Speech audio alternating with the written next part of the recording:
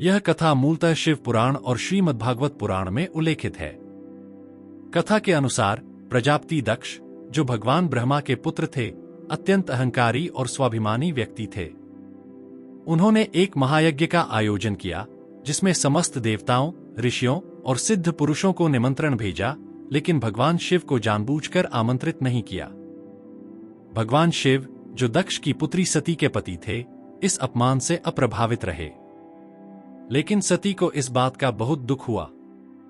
अपने पिता के यज्ञ में अनादर देखकर और शिवजी के प्रति अपमान सहन न कर पाने के कारण सती ने अपने शरीर को अग्नि में समर्पित कर दिया। भगवान विष्णु की भूमिका। दक्ष के इस कृत्य और सती की मृत्यु से भगवान शिव क्रोधित हो गए।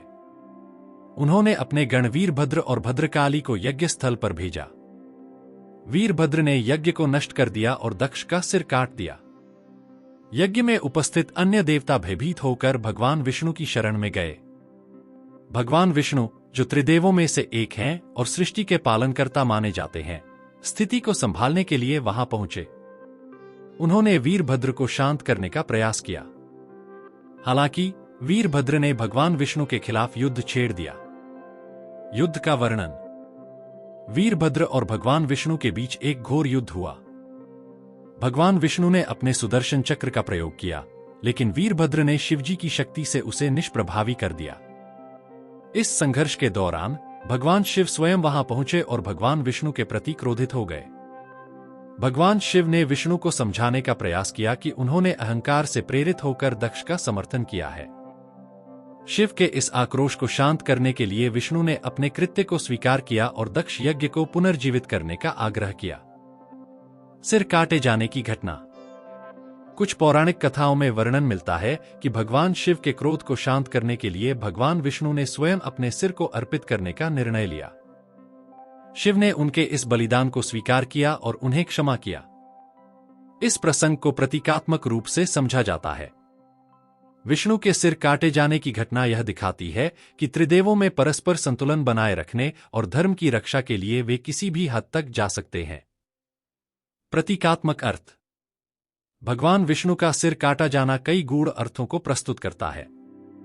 अहंकार का त्याग। भगवान विष्णु के इस कार्य को यह समझाने के लिए देखा जाता है कि जीवन में अहंकार का स्थान नहीं है। एक सृष्टि निर्माता होने के बावजूद उन्होंने अपने आप को विनम्र और समर्पित दिखाया। धर्म की स्थापना। यह घटना यह सिखाती है कि धर्म और सृष्टि की रक्षा के लिए व्यक्ति को अपने स्वार्थ और गर्व को त्यागना पड़ता है। त्रिदेवों का संतुलन। शिव, विष्णु और ब्रह्मा के बीच सृष्टि के संचालन के लिए संतुलन अत्यावश्यक है। यह कथा इस संतुलन को बनाए रखने का प्रतीक है। त्याग और बलिदान। विष्णु का सिर काटा जाना उनके त्याग और बलिदान को दर्शाता है।